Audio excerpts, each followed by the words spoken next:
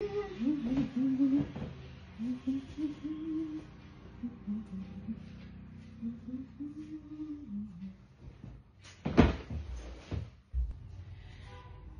खाई गेलो माझो. हा जो भय असा बघतोय चार्जिंग तरी लायतोय.